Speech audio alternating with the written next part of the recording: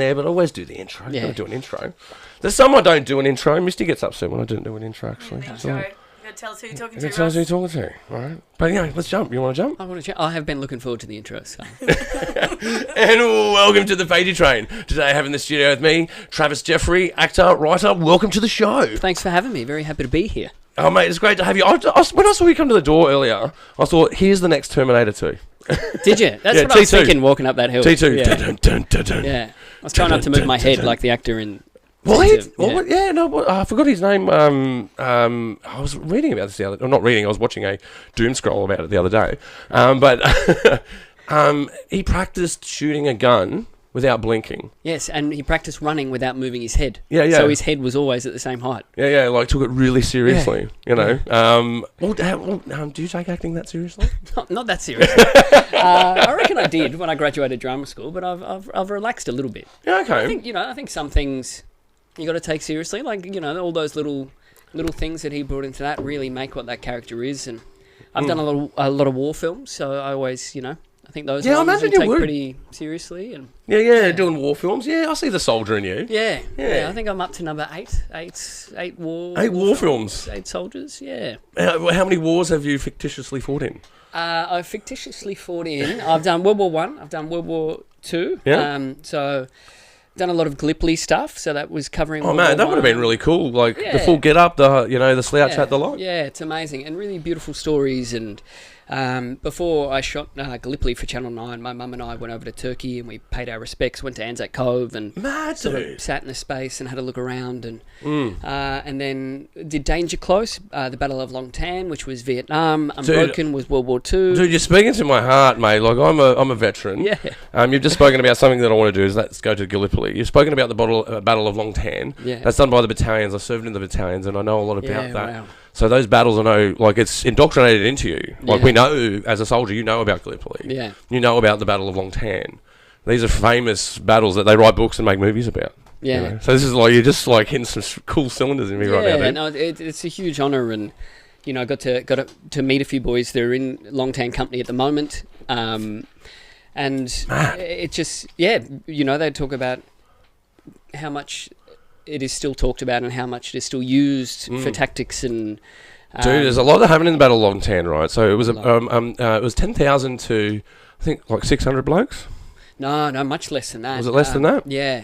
But it was a crazy ratio, right? Yeah, crazy ratio. And they got overcome by their field battery cannons that when they retook the land. Yes, they were turned back around, and there was one smart warrant officer that took the firing pins out of those cannons. Yeah, it just took one guy under pressure to do this one little act that totally changed the course of that battle.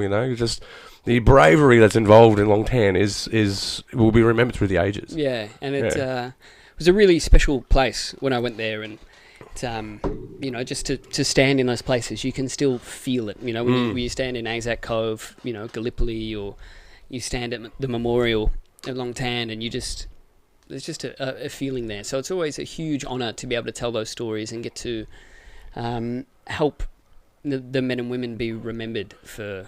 I think that's really valuable, and I think that's like it says in my bio. I will cut my hair if you put me in a war film. Does it? It says it in my bio because I'll totally be in a war film I'll cut the ponytail off to be in a war film, right? Yeah.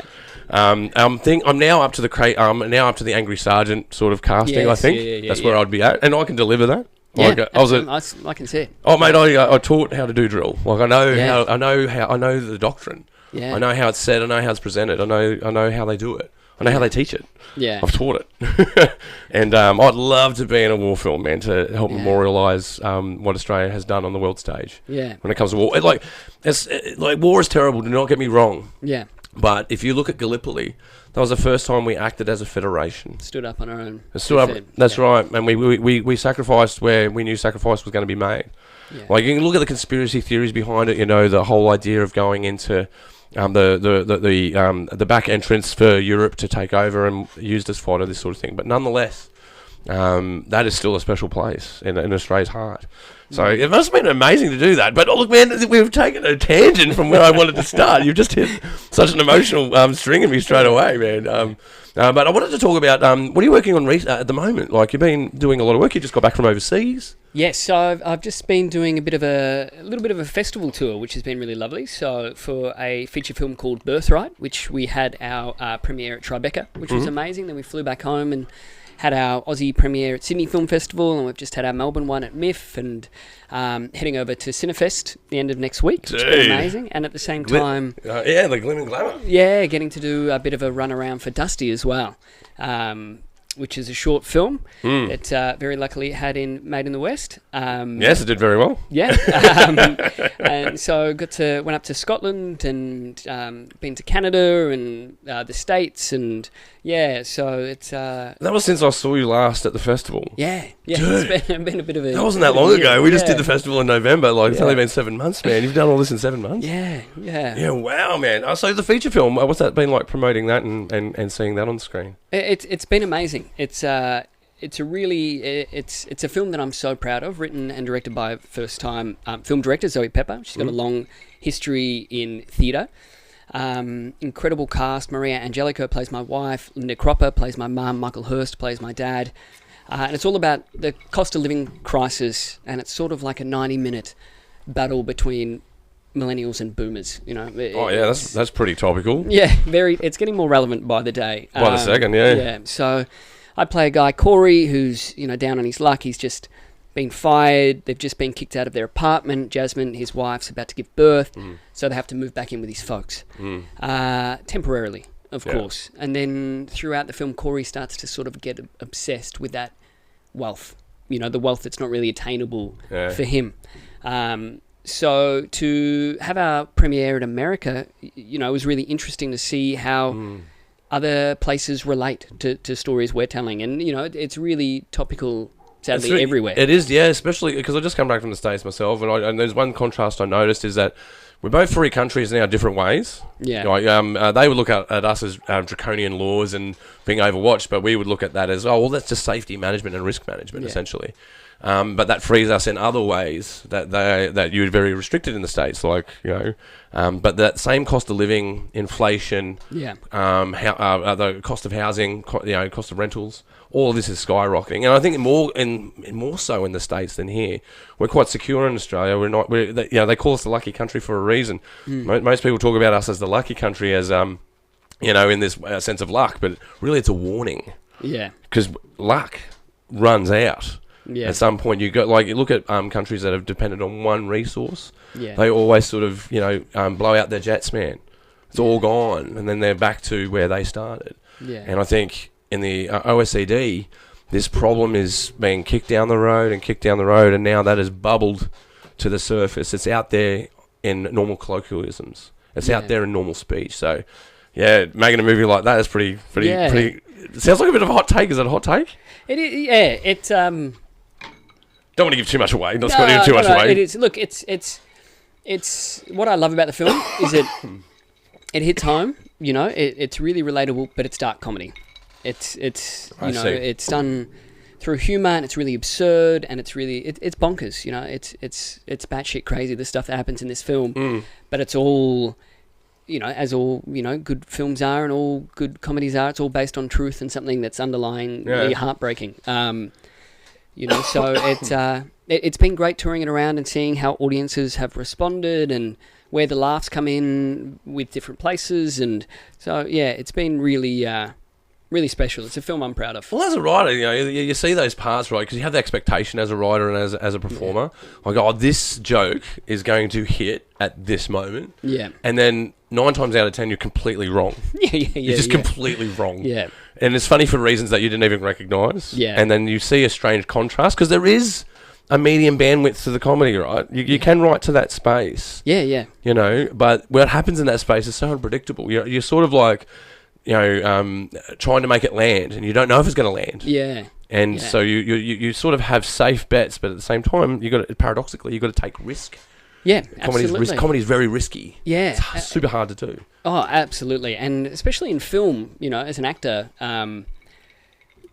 knowing that, you know, there's the 3 films, right? There's a film that's written, a film that's shot, and a film that's edited. You know, it's 3 different versions of a film. And as an actor, you go like, well, I think this is funny right now, but in the edit, it could be, these lines could be swapped around, and it could be completely different, and the punchline could be somewhere else. And, you know, just having to trust the writing and trust, you know, knowing, I think as I get further into my career, trusting that the audience knows context and trusting the process of music, of lighting, of editing, of, you know, that it's not just you as an actor having to carry the whole weight of landing a joke or landing, you know, an emotional beat. It's, you've got all these amazing professionals around you all helping to lift something up. So, yeah, everyone's a part of that machine, right? Yeah. And, yeah, like, sometimes it works, sometimes it doesn't.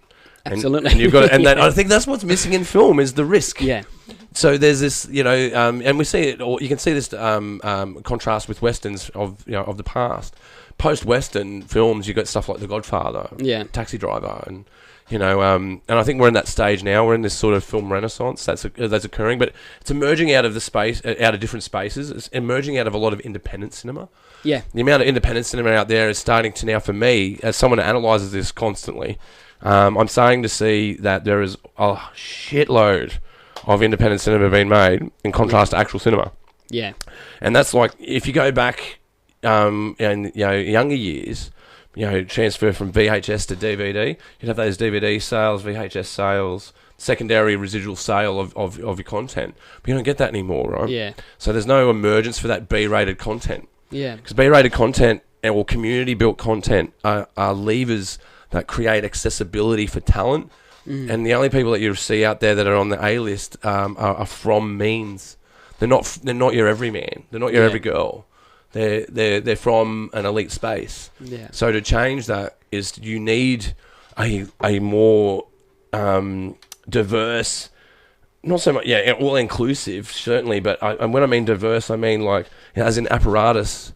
You know, shooters, editors, lighting people, set designers, you know, costume makers.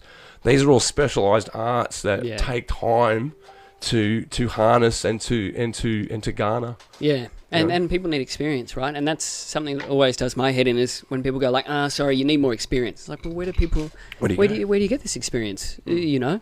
And I think that's where those spaces are really, the indie spaces are really important for, and I've really fallen in love with indie films. They're telling stories that aren't being told. Yeah, and they're taking a big swing. Yeah, it's just the film you're just talking about is what triggered this sort of question. Yeah, yeah. So I think maybe because there's not as much external pressure from money and studio and things like that,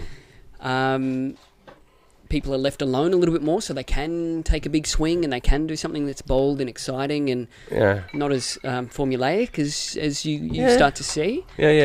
So I really love that space, and I think it's a space where people do learn and they start to. There's a pioneership to it. Yeah, absolutely. You know what I mean. Like if you look at film in the A range, right? So you know the Formula One of film. It's all purely profit driven. Yeah. Like if they take an actor, if they take like Leonardo DiCaprio, they'll say, right, we've got him for 15 takes per shot. And they go, all right, great, we're taking every one of them. Yeah. You know what I mean? They literally bash them to death. With the same scene over and over because they paid for it. Yeah. They go, well, we know we're going to get it, but look, think about all the data. Think about everything that's wrangled, and think about that as the artist performing it. Yeah. Right? You're like, for fuck's sake, come on. Yeah. This is done 7 takes ago, and we're going to do another 5. Yeah. like that's capitalism gone insane. You know, don't get me wrong. We need to be accurate. Yeah. And to cover our expenditure, but there's better ways to do it than to hammer it like a nail. Yeah. You know, and I think in the indie space there is, sure, production values go down. Some gaps may exist in the film because of the inexperience of arrangements, because that's all about how you arrange it and how you edit it. There may have been a shortfall in performance. They couldn't get every day that they wanted, so they had to take this other take or this bridging scene that had to be a part of a deleted scene because we couldn't afford it. There's all these other sort of picadillos that knock you over. But for me, man, that's the juice. Yeah. That's the juice. That's the cutting edge. Yeah, and I love watching people solve problems without money, and I think that's where a lot of creativity comes from. It's like, how do we how do we do this stunt without any cash? Obviously safely. But, Totally. how do we do these prosthetics without having a huge budget? Watching people work more from the heart rather than being like, oh, let's throw some cash at it. We'll Cash doesn't solve all your problems. No. It solves a lot, don't get me wrong. Of course, cash is great. It solves your problems. But a big shout out to Maria Tran, actually. This is someone that I got to experience. Speaking of cash or speaking of problems? Solving problems. Okay. Solving problems. Yeah. The ingenuity on set, because, we're doing, like, sword fights. And in your head, like, okay, I've got X amount of sword fights, scenes that I've got to conduct. So if I make 10 swords, that should cover it, right? Yeah. We were down to our last, wooden, because they're all wooden blades, right? It's all, it's all smoke and mirrors to make it look real. And we're down to our last blade, and there I am at, 5 in the morning, helping her, shave a wooden blade to fit into this other handle to do a shot where you can't see the handle. We just need this one parry, because then we're at wrap. But we're broken by this one sword that broke at the last second. It comes to those efforts and people's participation in solving that. Being a MacGyver. Yeah. And you'll have that shot in your heart for the rest of your lives. Yeah, when you watch it and you see that shot, you go, that shot almost broke us, but it didn't. Yeah, but it didn't. It didn't. And, it did a little bit, but it... There was the fear, that fear that you have that you're about to lose everything you've worked for. Yeah. That happens a lot in film. Yeah. You go, this is the moment where I'm going to get broken. This is over. Yeah. And then we come back. Yeah. Well, I think I think it's been said before. In your darkest hour is when you find gold. Yeah. And that's true. It really is. I've heard a saying recently. I think it was I was on a podcast about an MMA fighter. This fighter talked about, I drag people into dark waters so they can find themselves. Right? Yeah. I go, that's art in a nutshell. Yeah. You do end up in dark waters and you will find yourself. Yeah. You might find yourself wanting, you might find yourself short, you might find yourself exceeding. Yeah. But you'll find yourself. You'll find something. You'll find something. Yeah. Whether you like it or not. Yeah. But what else? So Dusty's been doing a few rounds. Yes, yeah. So we've been incredibly lucky with Dusty and very grateful for every festival that has screened us. Crazy movie, bro. Thank you. Speaking of darkest good hour, crazy. I'm saying good crazy. So yeah, we've been incredibly lucky with where we've ended up, and I think we've sort of been around to a bit over 20 festivals and just 20. Just 20, yeah. So wow, what a number! when we got into our first one, we were like, great, we've done it. That's it. We got one. Because it's you don't know. You can never pick what's going to pop off, what's not going to hit, if people will feel about it the same way you do. And, you put so much heart and soul into a film. And to bring meaning, the meaning. And as well, you have the death of the author. Your meaning doesn't mean anything when it goes on the screen. They're going to make their own bloody meaning anyway. Exactly. Yeah. And that's been one of the most special things about Dusty is I wrote the story out of, something that happened to me that...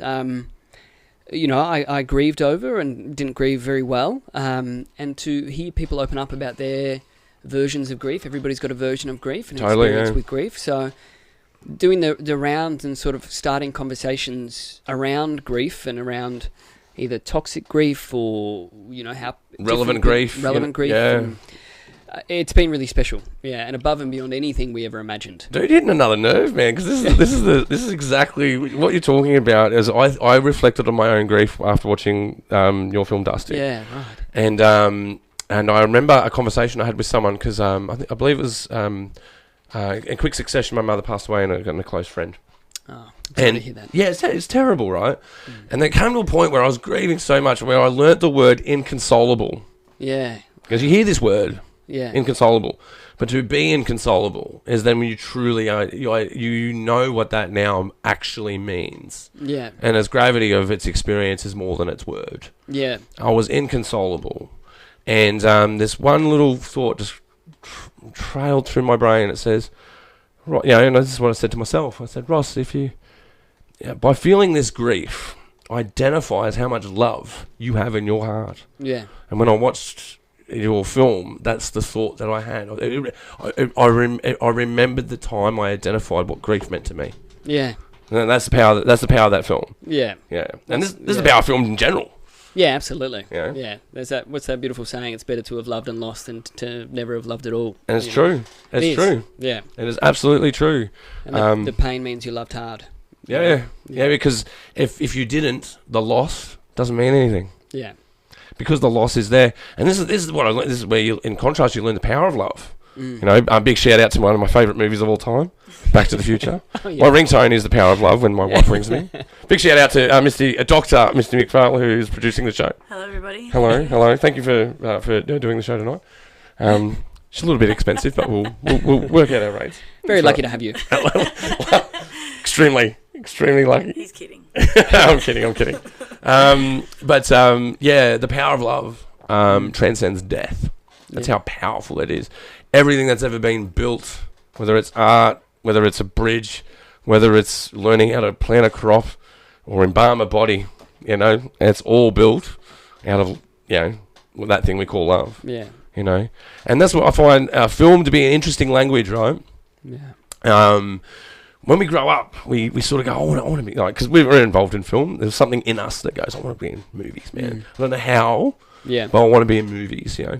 And when you watch movies, we all become a very strong critic because we can understand film language very well, even to the point where we can't even academically explain it. Yeah.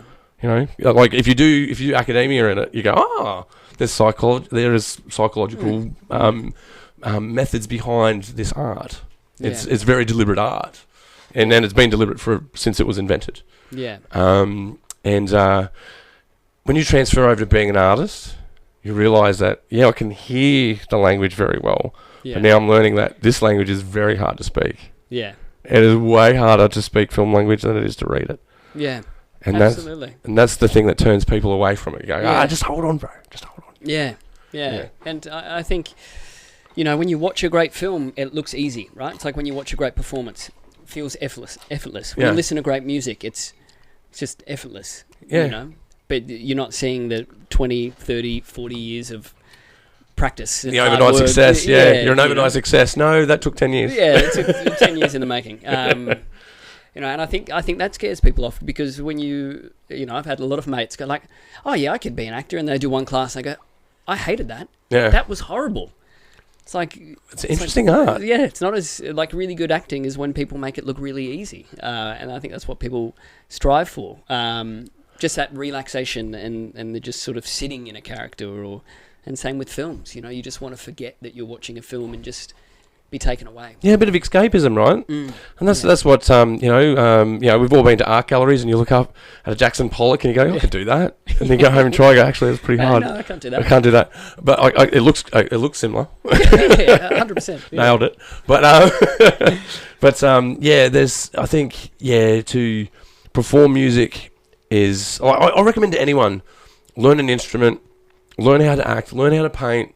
Yeah. Learn how to do something outside of the mathematical processes that is our life, you know. Yeah. And we're outside the mundane, something that's interestingly mundane. Well, you think about how much waiting do you do as an actor? As an actor, most of it is waiting. Most is waiting, right? 95% of an acting career, I think, is waiting. Yeah. You know? And how much preparation goes into your red light camera moment? Yeah, months. You know, months for a 2-minute take. You know. Yeah. And it all changes, you know. You put so much prep into auditions that you will never get, but it's all growth and experience. And I think the biggest lesson I ever learned coming out of drama school, and it took me 5 years, is that the audition's the job. You know, when you get the audition, you've got the job, and then anything after that's a huge bonus. Yeah, because there's so many no's in this industry. So when you get an audition, have fun with it, leave your mark, do something you're proud of, do what you want to do. And if you get the job, that's a huge, huge bonus. Yeah. But everyone's going for that job. Everybody's going for that job, you know, but... and every job around it too. Yeah. Yeah.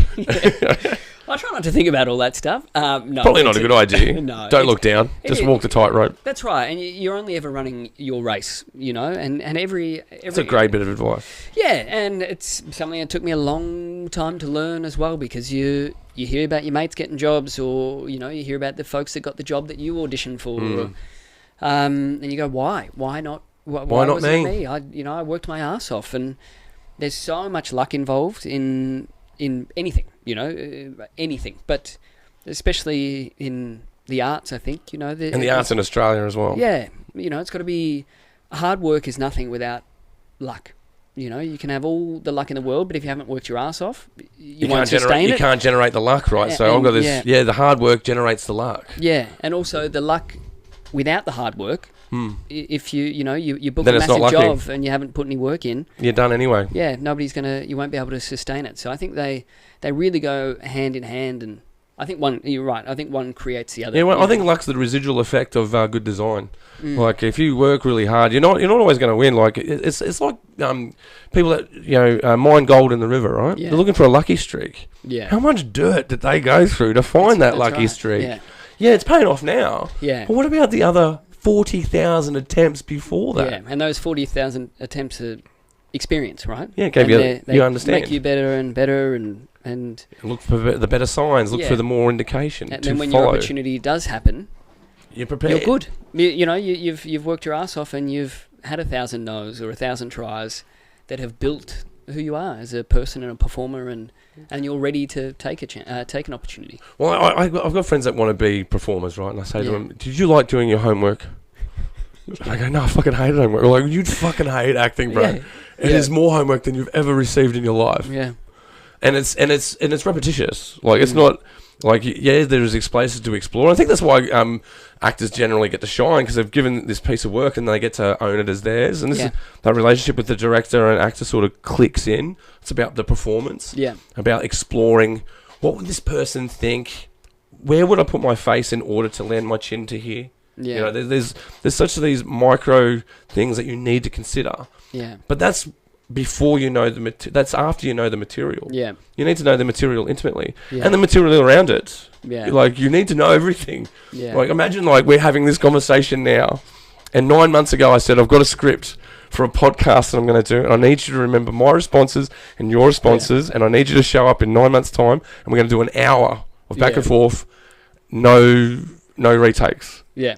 That's kind of the deal. Like a play. It's like, exactly. Well, that's what they say, right? Yeah. The real art is on the stage, right? Yeah. Because that's no faults. You have to. The show goes on. The show goes on. Yeah. There's no retakes, and that's, I think that's what I love about film. Talking about the ownership, and I love a retake. Love a retake. But also love that about theatre, that there is a retake, but it's just the next night. That's true. You can't go back and do that moment now, but you can have another crack the next night. Yeah. And I think there's such a beautiful thing in theatre. There's a roll on. You start a show and you end at the climax. You end where the show ends. But with film, I think there's, with theatre there's a lot of preparation in each, but in film you've got to learn the film out of order as well. That's because it. You're shooting. It's not chronological. It's not linear. It's non-linear. Yeah. So you kind of go, day one could be the climax of the film, or, the final day of shooting could be the first scene of the film, which we did with Birthright. The very last scene that we shot was the first scene of the film. And, whereas theatre, I think, you're on a ride and you can't get off unless you leave the stage. And you can only ratchet as you go. You can only tighten the machine that you've built. You can't rebuild the machine. Yeah. So it's, I think there's really amazing things to both, and they're, it's all based in the same thing. You want to tell the truth. You want to give a truthful performance, but there's different technicalities between those mediums, I think. Well, for me, that's where I find the juice as well. This exploration of self. Yeah. It's a strange thing to play a role, to discover yourself. Yeah. Because you're outside of yourself and you're doing this character that's clearly not you. And in fact, maybe in total juxtaposition to how you even believe about the world. Yeah. It may be totally different from where you're from. Yeah. And because of that contrast that's happening to you, you realise that your brain doesn't know the difference. Yeah. Like, you know as yourself, you go, well, this is the role that I played. But as far as my brain's aware as an animal, this is what happened to me. Yeah. Yeah. There's this strange transfer of that. Absolutely. Wow, I really explored that. And now I've learned something about myself and the world I did not know before. Yeah, and I think that's a really special thing, and I think that's why you've got to have a lot of safety measures in place for yourself as an actor, of how do you switch off and how do you, relax at the end of the day, and how do you, because you explore a lot of really hard things, and I can only ever speak for myself as an actor. There's a million different ways to act, Of course, yeah. a million different methods, but for me, I always try to put myself in a place as close to possible as the characters I'm playing. Same, yeah. Like what you were saying before, war's a horrible thing. I don't agree with war, but I think it's really important to delve into honouring individual stories within such a horrible Absolutely, thing. yeah. So doing the research on what it's like, going to Gallipoli, sitting there, trying to imagine, and you'll never get anywhere near close to the horror that these men and women went through. But that's what I mean. Horror's only a word, right? Until you've experienced horror. Exactly. And there's no way that you or I have ever experienced anywhere near that kind of horror. No. But I think there's definitely something to be said for, like, there's laws about valor, right? Like, if you own medals, you can wear them on occasions. You're not supposed to. There's unwritten laws as well. Like, I've seen some real estate agents out there that are veterans that wear their gongs at a train station while, I sell real estate. Really? Showing that, I'm trustworthy, right? Yeah. Okay. It's probably a bad way to be selling your valor, but that's your valor. That belongs to you. Yeah. But there's a special provision for actors. Yeah. That it's written into law that there's only 2 reasons you can wear medals. 3 reasons. If your relative has passed away, you can wear their medals on your right side. Yeah. If you have owned the medals yourself, of course you can wear them. Yeah. But if you're an actor, you're allowed to borrow valor. Yeah, right. Because it's in memoriam. Yeah. So there's actually laws that stipulate this. And I think that's important for Australia. It really is. Like, as I'm so envious, man. I wish I could be in a war film. Anyone that's out there, I will cut my hair. But as your bio states. As my bio does state. Check it out on IMDb. But I think it's great. It is a great privilege to do that. I think a good shout out that I when I saw was Kokoda. Yeah. With Steve Lamarcand. Yeah. Tom Budge. Fucking brilliant. Like, seriously, like, underrated. No one's seen it. Like, you ask people that have not seen this, watch Kokoda, guys. Yeah. Like, it is really good. Yeah. It's really good. And it's like, it's not that usual circle of Australian actors. No. It's really interesting. Very interesting actors. Yeah, cast properly. It wasn't because, you were in this film, we're going to put you in this. It's like, no, he's really good for this. Let's put him in there, You can really tell the casting in Kokoda.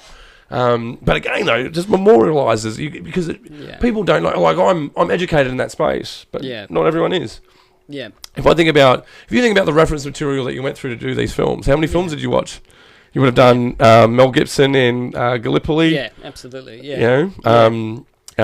Break 'em a Rant. Yeah. You just try and consume as much as you can, and I think you're right. It's a good way of understanding. Obviously, people will never completely understand, but for people who aren't, they're not historians. Space, they're not historians. You play war as a kid, right? And there's no stakes to it. I grew up on a farm, running around the bush, playing war.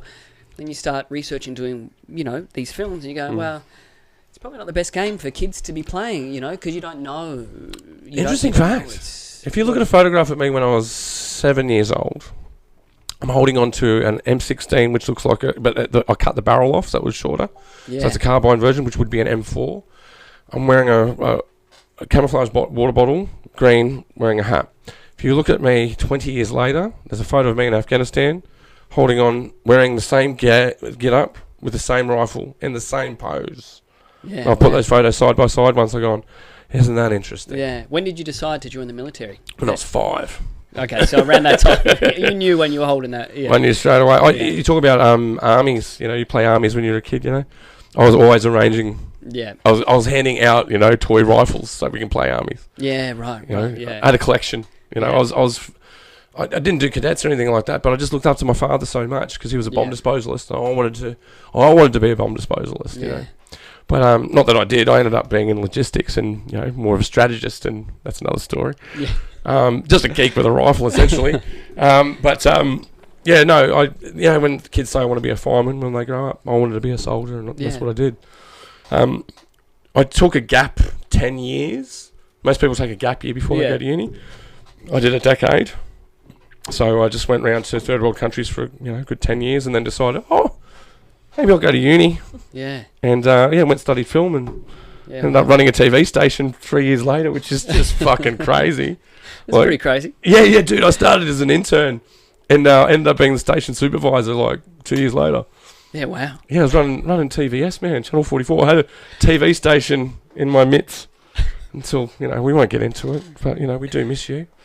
And Metro Screen. But that's where, Main and West sort of comes into it. And this is where independent spaces are. I worked in independent TV, in independent cinema.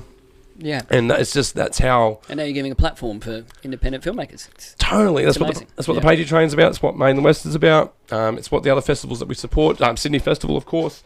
Even, Inner West Fest to a point. You know who I'm talking about, guys. Know that I love you. Anyway. Not that they watch me show. No, they don't watch me show.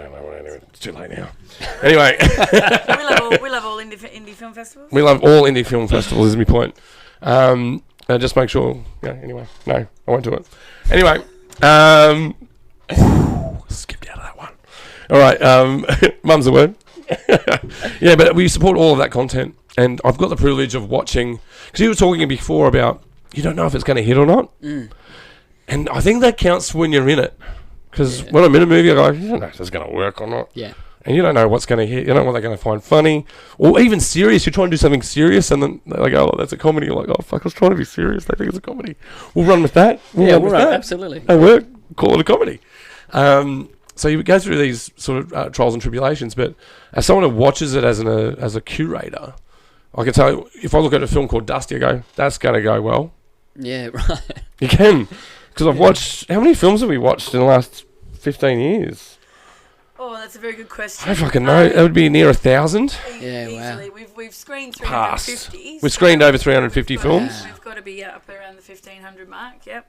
Yeah, so like we've... late nights. I've watched all of the short films made in Western Sydney. That's amazing. Or made by Western Sydney people. Yeah. That, and you look at all that content, you can just look at it and go, yeah, that's going to fucking do well. Yeah.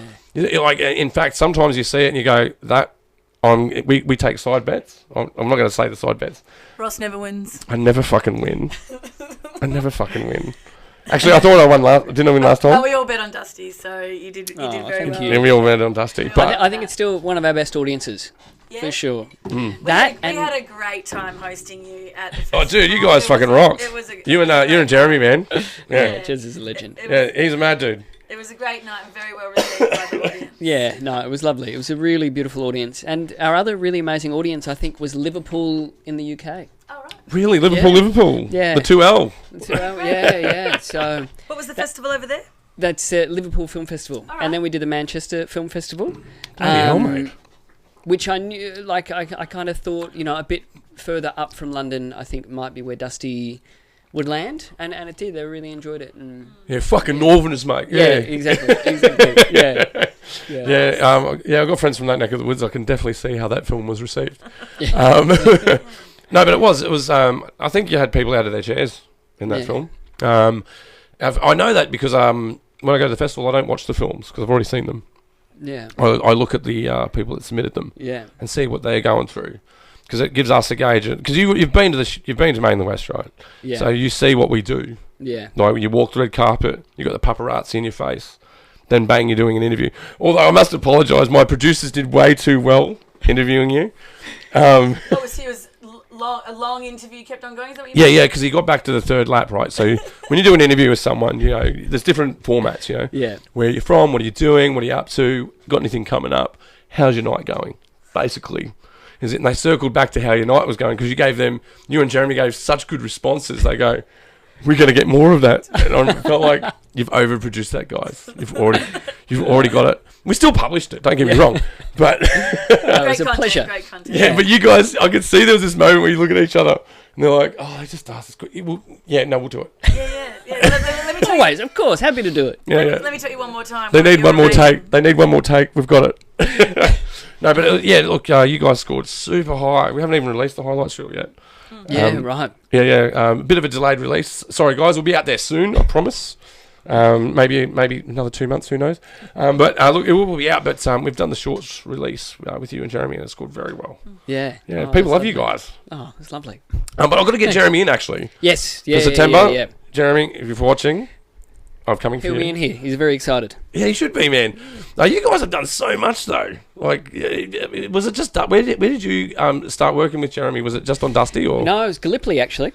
That's Channel 9 Gallipoli. So, we never actually had any time on screen together. No? But, you know, you're always on set. While you're waiting? While you're waiting.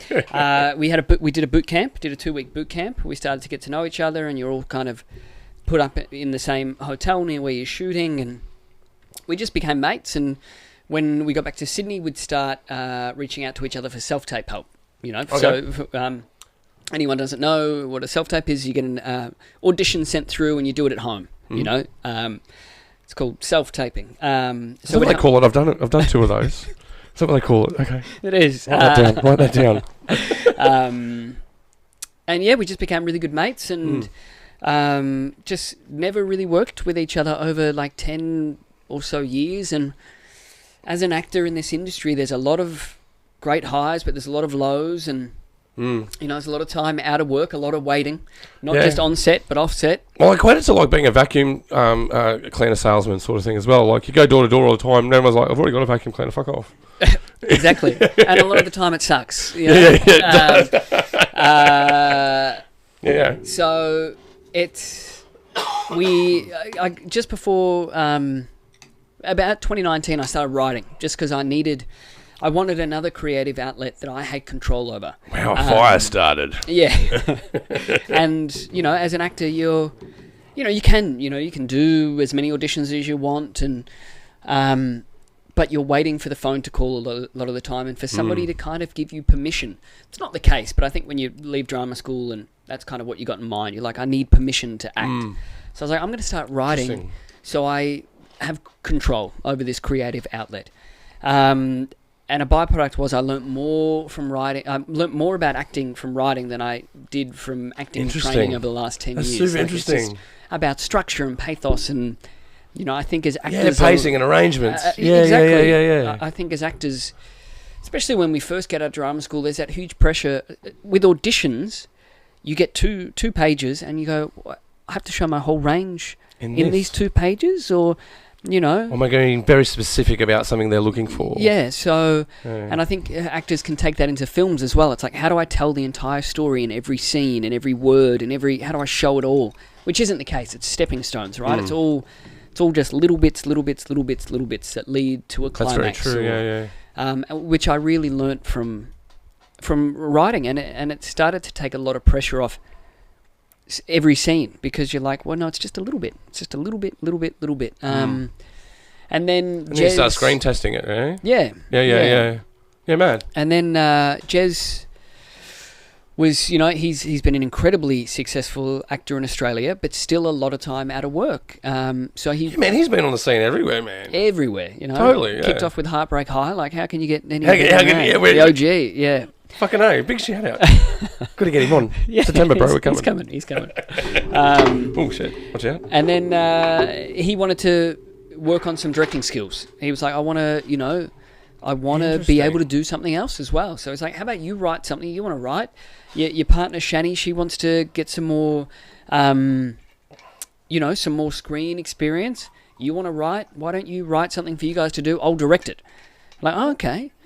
And then, the idea of Dusty just popped into my head one day about, I think we were actually walking, there's this beautiful cemetery near where we live in Bronte, and we were walking past, and it just popped into my head. I was like, how funny would it be if you snorted your best mate's ashes accidentally and they came back to life? I was like, actually, there's something in that. It's got some legs. That's got some legs, that one. Yeah. So, wrote the first 35-page draft, the vomit draft, and I like that, the vomit draft. That's a good one. Out and The essay. The essay, exactly.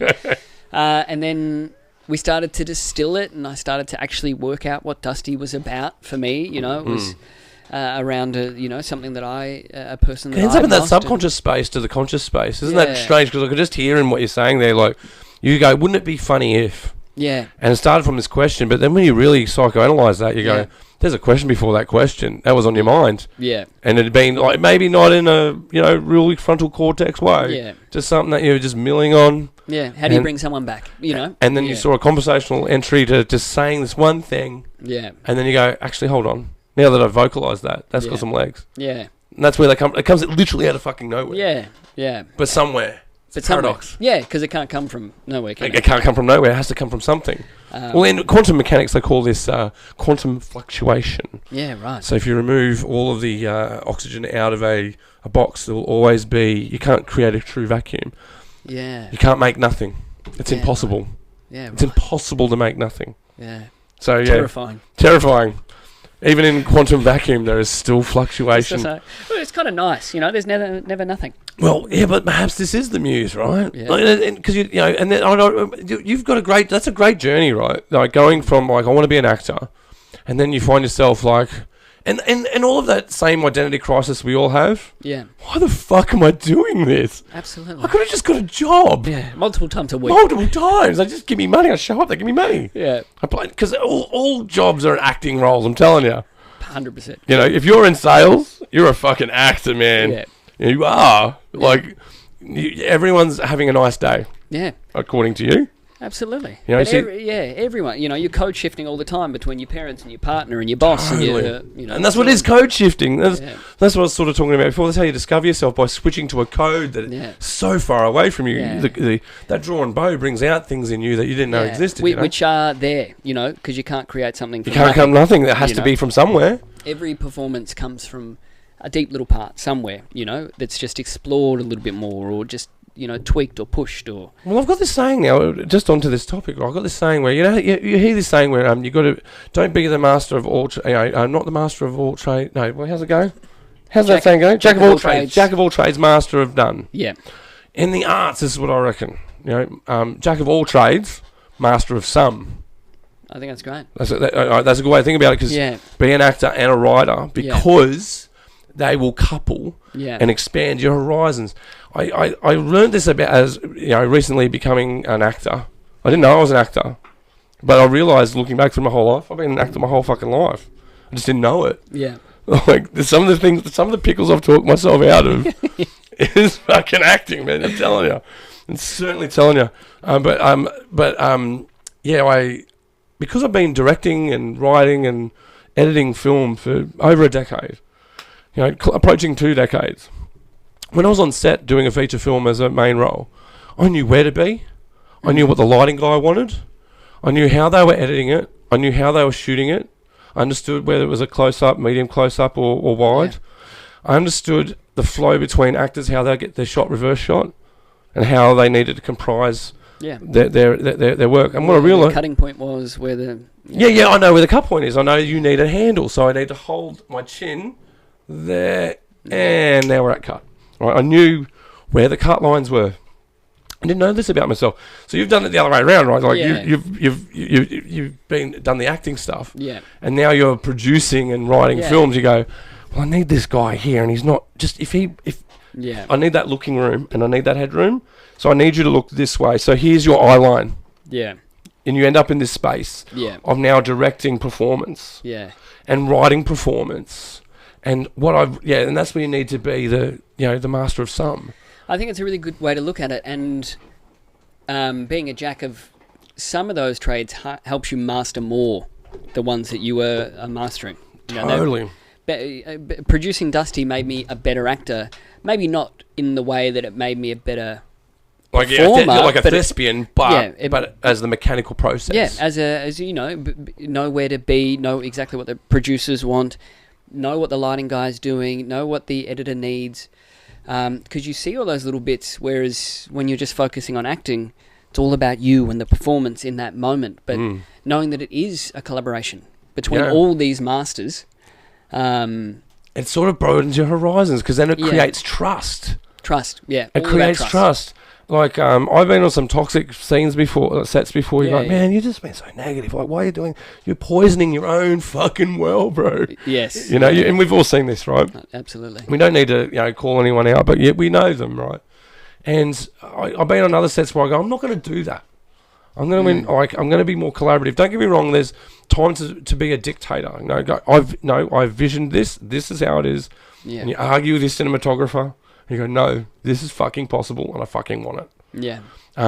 If a cinematographer comes back to you and says, show me the shot, then show them the shot. Because if you can't show them the shot, then it's not possible. Yeah. So as a director, you need to know Yeah. how shots Gotta work. do your work, yeah.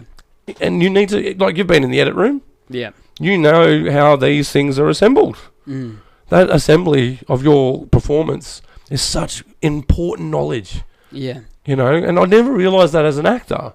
When I became an actor, I realised, oh, fuck, the last 15 years of being on set, knowing what and doing each role. Yeah. I was like, for me, I'm nice and safe behind a camera.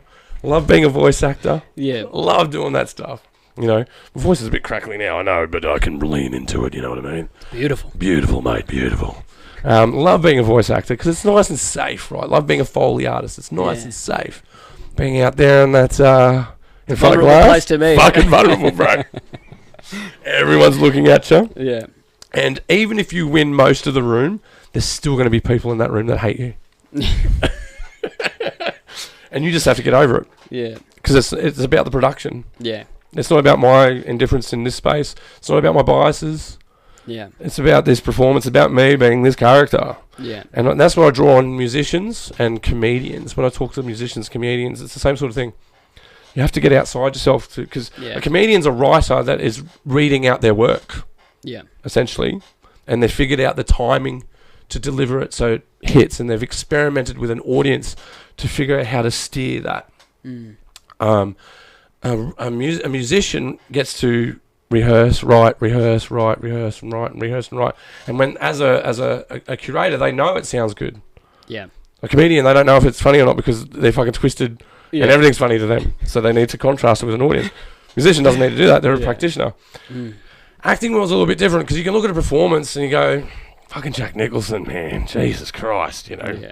Yeah. Born to Be Wild and fucking, you know, sorry, that Easy Rider. You know, Chinatown. Yeah. Fuck me, dude. When you become educated in how performances go and you watch how that guy works, you go, I'm so small. I'm so tiny. Yeah. And most people go, because we're surrounded by image where we like, it's easy. Images come easy and we're saturated by it. And they go, well, you should be able to give a really good performance. People watch a comedian talk and they go, oh, it's just talking.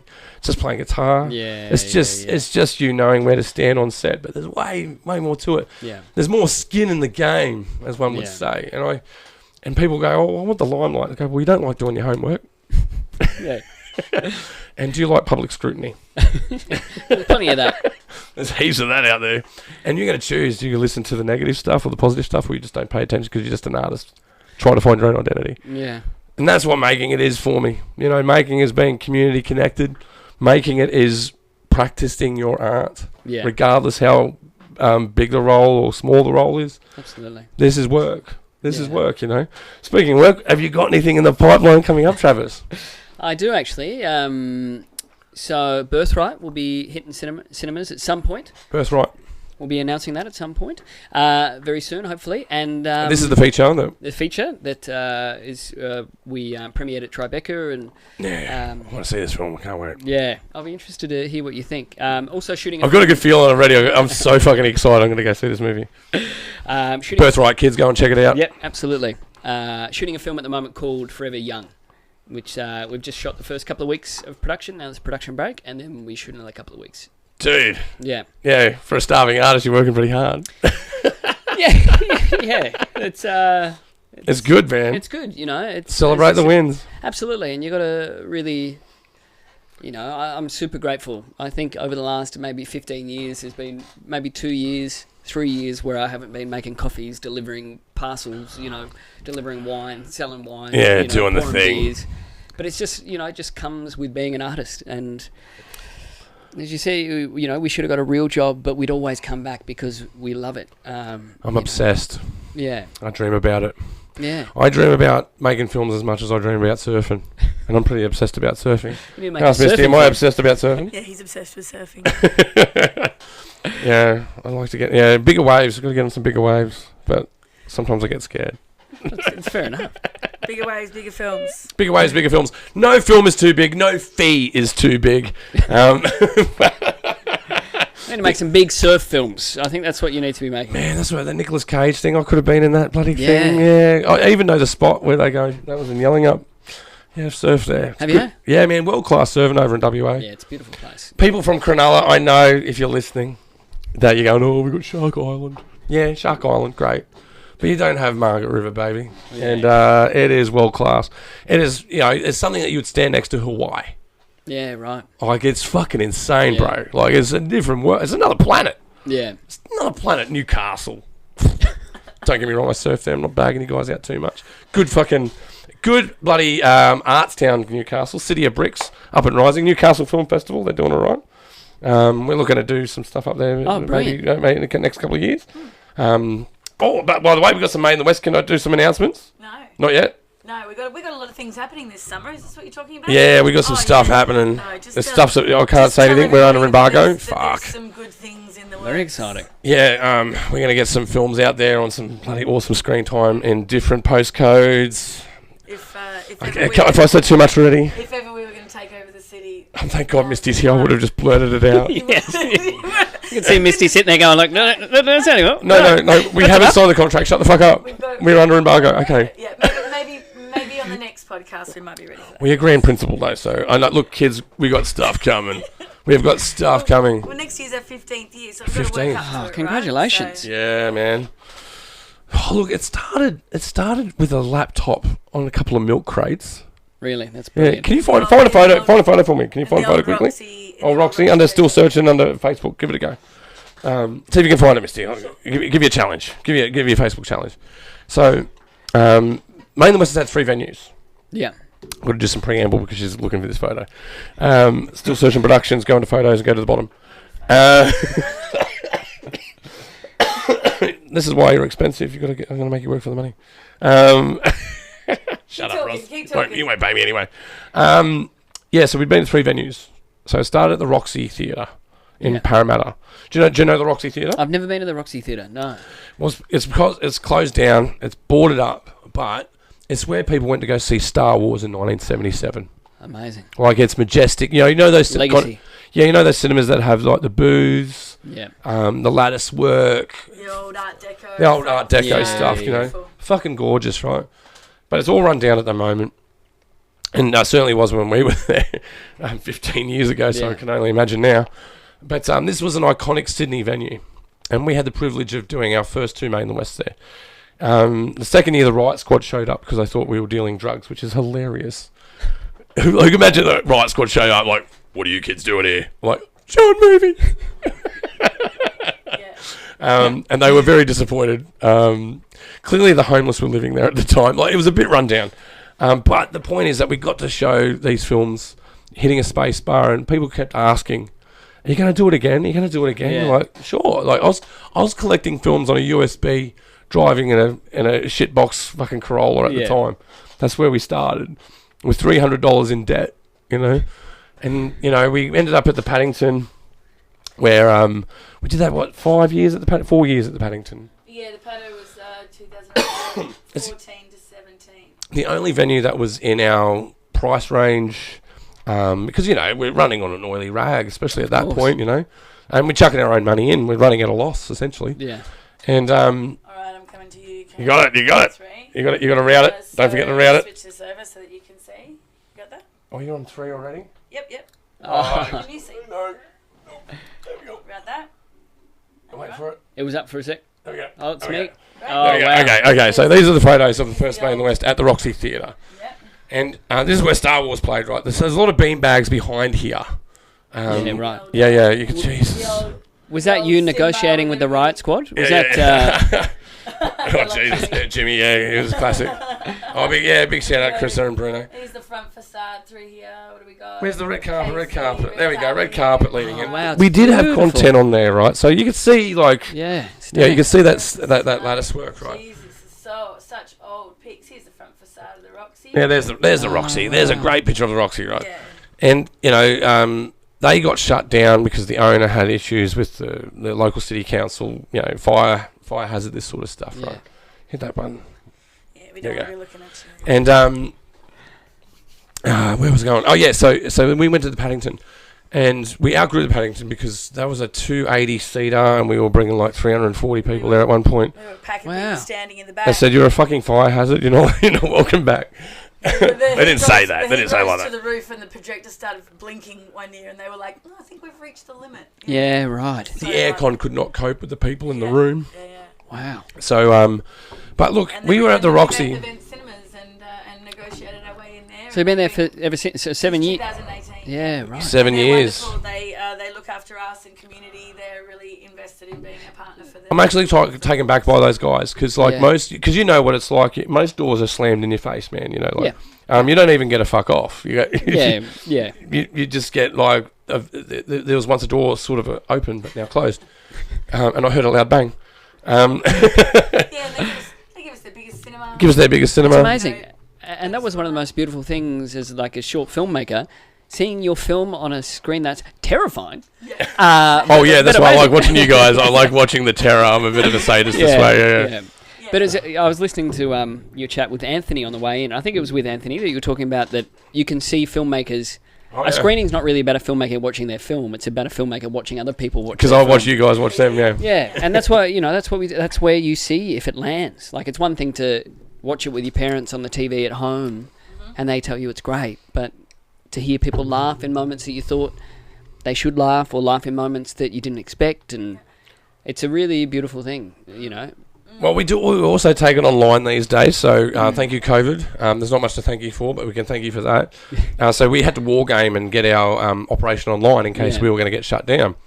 We ended up running dual cinemas because we were allowed 150 people. Yeah. But we got a 300-person event, so we go, can we just split them across and not let them meet? Yeah. So whereas one was in intermission, the other one's in session. Yeah. So we had 300 people at an event, but split across two Split cinemas across. because it was two separate 100-person event. Very crafty. I don't know who come up with that, but whoever that lady is, very smart So you doctor. got to run the whole time. We ran the whole time. We were really Amazing. lucky because Dodged the every bullet. shutdowns were often in the winter and then often over Christmas, and we were right in that sweet spot coming in November, coming out of the shutdowns. So we managed to run each year, which was great. Yeah, no, it's crazy. But that we were also very lucky. inspired you to put it online. We had contingencies. We actually trained all our filmmakers to be online. How to accept an award online. We had a really? we rehearsed and everything. Yeah. Brilliant. She calls it rehearsing. I call it wargaming. Yeah. But Both mean the same thing. Yeah. same thing. Well, look, this happens in battle. Like we rehearse battles. Yeah. Like we literally rehearse them. Yeah, for sure. Drill is ballet. Yeah. It's to a beat of a drum. It's all intersection of art and war. That's, But I like to lean on the part where, well, I think art is before the war. Yeah. Love is before the hammer of pain. You know what I mean? So we like to think that, you know. I like to think that it's after. I think that love is after the war as well. I think it's after the war as well. Maybe the war is the meat in the sandwich. No, I think the war is just greed gone crazy. Like it is. It is. The only person that goes, oh man, if we take that beat, we can synchronise people's footsteps. We would take this watch and synchronise it to a beat. We can get them marching down the road at the same time and be really intimidating. Like anyone who thinks that way is a fucking dick. Seriously. Like, do you think the Wright brothers were like, can't wait for people to be dropping bombs off this motherfucker? Yeah. I'm like, no way. No way. They were thinking about, we want to be like the birds, man. We Yeah. want to fly. We want to be We free. see how beautiful the world is from up here. Yeah, we want a different perspective. We want to go to the moon. We want to see what's possible. We want to push the boundary. Not like, oh, I can't wait to bomb a village with my plane. Yeah. I just think anyone who thinks that goes, oh, we can weaponize that. Like, you should have had a better relationship with your mother or something. I don't know. Maybe you could have just been hugged more. You just need hugs. Just need hugs sometimes. But nonetheless, what did you have coming up? It's called Forever Young. Forever Young. Yeah. This is a feature film. A feature film. Yeah, another dark comedy. Filmed in absurd Windsor. comedy. Yes. Yeah. This is another good hotspot. Yeah, Colo Valley, shooting on a farm there. Yeah, mate. It is the hotspot for filmmaking. Out of the last 5 years, we've had 6-7 features independently made in this region. Yeah. That's crazy. Yeah. That's crazy numbers. The only ones that I've seen that are beating us actually is Western Melbourne. So guys, get your shit together. Really? We've got competitors out there, and it's called Western Melbourne. Yeah, right. Fastest growing, man. They are insane. Yeah. Yeah, they don't have the same infrastructure we do as far as the festival goes. But they've got St Kilda Film Festival there, which is very similar to Main and West. Like, big shout out St Kilda, actually. Great vibe. That's where Dusty premiered. That's the first one we got into. Yeah, well, that's it. Like, you know, they're a great film festival, man. They do what we do. We put on a party. Yeah. We put on the party we want to go to. Yeah. And you know that if you've ever been there, you know that. Absolutely. You know that, right? Whether you're a filmmaker or not, you know that. But look, I've been given the wrap up. I've got to get going. We've got to get going. But Travis, it has been fucking awesome talking to you tonight. It's been a pleasure. Thanks for having me. It's been really, really good. Yeah. You've inspired me, man. Oh, you've inspired me. And thank you to you guys for everything you do with Made in the West. Oh, it's thanks, just, man. you know, it's just such a beautiful platform for independent filmmakers and just for, you know, public getting to go along and support independent filmmakers. It's amazing. Well, there we are with a $200 projector at Roxy to a $500 projector at the Paddington to now a $4 million projector at Event Cinemas. So big shout out to Event Cinemas. I know they're not a sponsor of the show, but Made in the West is a sponsor of the show, and they is definitely a sponsor of Made in the West. So thank you, Event Cinemas. We really appreciate the platform that you give us and making that accessible to our guys, because sitting in leather seats, 3-story building. Yeah, watching your film 50 feet high, it's fucking nerve-wracking. Oh, don't worry, man. I've entered Made in the West, like 10 times, and I've been rejected 5 times. So there's all kinds of torment in the world, and you got to be careful what you wish for. Yeah. And you go, oh, I want to be in the films. I go, great. You've got the limelight, and now you're in everyone's way. What are you going to do?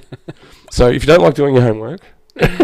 That's the moral of the story. Do your homework. Do your homework and be prepared for public scrutiny, because if you're not prepared for those things, you have no business doing this shit. Absolutely. But once again, Travis, thank you so much. Thanks for having me. And guys, you've been watching the Pagey Train. That's right, the Pagey Train. Go and check us out on Spotify. That's right, video on Spotify. Or you can check us out on YouTube. And while you're there, don't forget to subscribe. Every subscription is fantastic for me. And I love the numbers so far. So guys, keep getting it out there. But for your avid listeners, you can go and check us out on iHeartRadio or Apple iTunes. Basically anywhere you can find podcasts. You've been watching the Pagey Train, and I'll see you next time. Thanks, Misty. That was great. Thank you very much. And Travis, thank you. Thank you. That was great.